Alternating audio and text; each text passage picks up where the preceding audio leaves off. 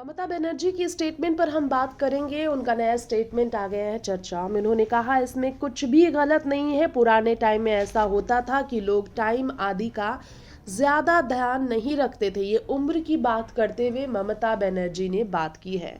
उन्होंने कहा अस्पतालों में बच्चों का जन्म नहीं होता था बल्कि घरों में ही तब बच्चों का जन्म होता था।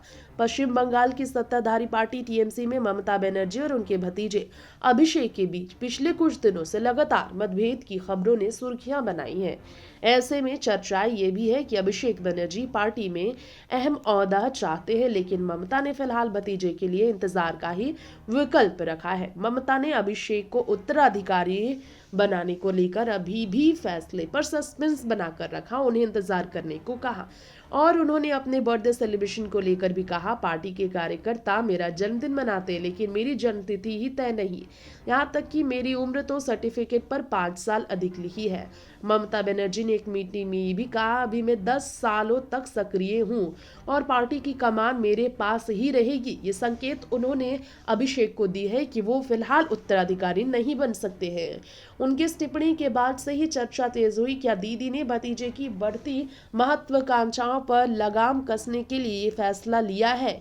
ममता बनर्जी ने आगे कहा, हर कोई मेरा जन्मदिन मनाता है लेकिन जबकि मेरी जन्मतिथि बताई जाती है तब मैं पैदा ही नहीं हुई थी। उस दौर में घरों में ही बच्चे पैदा होते थे। मैंने नाम तो अपना नाम तय किया, ना ही आयु तय की और ना ही अपना सरनेम तय किया था। मुझे बहुत से लोग जन्म की बधाइयाँ देते हैं लेकिन ये मेरे जन्मदिन की तारीख नहीं है। मेरे पेरेंट्स ने बस सर्टिफिकेट में एक तारीख लिखवा दी थी, उसे आज मेरे जन्म की तिथि मनाया जाता है। ममता बनर्जी ने कहा इसमें कुछ भी गलत नहीं, पुराने टाइम में ऐसा ही होता था। मैंने एक किताब में अपने जन्म के बारे में लिखा है कि कैसे मेरा दाखिल हुआ, जन्म तिथि लिखी गई है। दस्तावेजों में ममता बनर्जी की तिथि 5 जनवरी 1955 लिखी है। इसके अनुसार 70 साल की हो गई है ममता, लेकिन ममता का दावा है कि उनकी आयु 65 साल की है। ममता ने इन दावों से साफ कर दिया है कि वो टीएमसी की कमान फिलहाल अपने ही हाथ में रखना चाहती है। किसी भी हाल में अपने भतीजे के इस मंशे को पूरा नहीं होना देना चाहती कि वो टीएमसी की कमान अपने हाथों में ले।